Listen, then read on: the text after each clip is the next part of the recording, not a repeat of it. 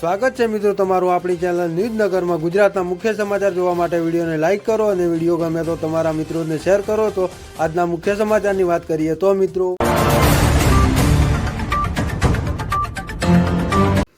મુખ્યમંત્રી ભૂપેન્દ્ર પટેલનો ગ્રામીણ આવાસ યોજના લાભાર્થીઓ માટે મહત્વપૂર્ણ નિર્ણય। હામિદ ખૂંટ આપઘાત કેસમાં રાજદીપસિંહ જાડેજાના જામીન મંજૂર, ટૂંક સમયમાં જેલ મુક્તિ। આજે નહીં તો કાલે રાજકારણમાં જોડાઈશું, અભિનેતા વિક્રમ ઠાકોર ચૂંટણી લડશે। મુખ્યમંત્રીનો ગ્રામીણ આવાસ યોજના લાભાર્થીઓ માટે મહત્વપૂર્ણ નિર્ણય। ઝારખંડમાં મોત બની ત્રાટક્યા જવાનો 36 કલાકમાં 21। ગોતામાં લાલ બસની બની બેકાબુ, એક સાથે 3 વાહનો ઉડાવ્યા, સીસીટીવીમાં કેદ થયા દ્રશ્યો। અનિલ અંબાણી અને રિલાયન્સ ગ્રુપને સુપ્રીમ કોર્ટે ફટકારી નોટિસ। ગુજરાતમાં 73 લાખ મતદારોની બાદબાકી, 2027માં ચૂંટણીનું ફેરવી નાખ્યું ગણિત।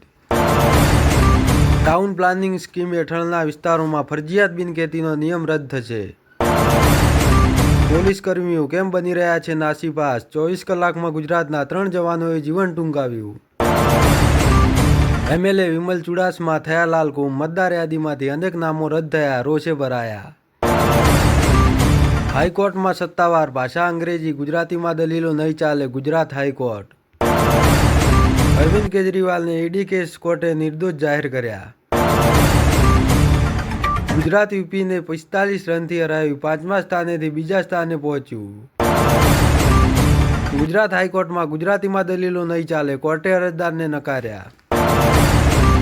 રાજ્યની 13,000થી વધુ ગ્રામ પંચાયતોમાં બાલિકાની પંચાયતની રચના।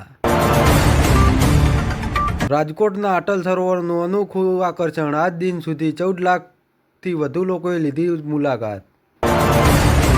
શિક્ષણ અને નોકરીમાં ઈડબ્લ્યુએસ છે તો સ્થાનિક સ્વરાજ્યની ચૂંટણીમાં કેમ નહીં? ઠાકોર સમાજમાં અલ્પેશ ઠાકોરના નિર્વિવાદ નેતૃત્વ સામે નવો પડકાર, અભિજીતસિંહ। ગુજરાતના ખેડૂતોએ હવે કરવું તો કરવું શું, કેરીના પાક પર કુદરતનો પ્રકોપ। ગુજરાત સરકાર મોટો નિર્ણય લેવા તરફ, ટાઉન પ્લાનિંગ સ્કીમમાં હવે બિનખેતીની મંજૂરીમાંથી મળી શકે છે મુક્તિ। ગુજરાત પીએમ કિસાન યોજનામાં લાભ લેવા માટે ફાર્મર આઈડી બનાવવું બન્યું ફરજિયાત। 20 લાખ ટન મગફળીની ટેકાના ભાવે ખરીદી કરાશે। રાજ્યમાં ઠંડી વચ્ચે માવઠાની આગાહી, બનાસકાંઠા સહિત જિલ્લાઓમાં પડી શકે છે વરસાદ। ગુજરાતમાં ઠંડીનો આક્રમક રાઉન્ડ શરૂ થશે, આગામી 2 દિવસમાં હાડ થીજવતી ઠંડી પડી શકે છે। જંગલમાંથી ખેરના લાકડાની તસ્કરીમાં ઈડીએ 1.13 કરોડની 14 મિલકતો જપ્ત કરી। સોમનાથ સ્વાભિમાન મહોત્સવમાં ગુજરાતના લોક કલાકારો અપમાનિત થયા। કર્તવ્ય પથ પર ઝંખલાશે ગુજરાતનું શૌર્ય। હુકમના દિવ્યાંગતાઓને કાલે સામૂહિક શ્રદ્ધાંજલિ।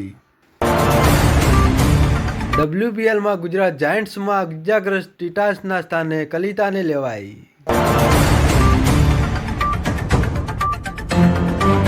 તો આ હતા દેશ દુનિયા અને ગુજરાતને લગતા તમામ મોટા સમાચાર। તો દરરોજના સમાચાર જોવા માટે ચેનલ લાઈક, શેર અને સબસ્ક્રાઈબ કરવાનું ના ભૂલતા।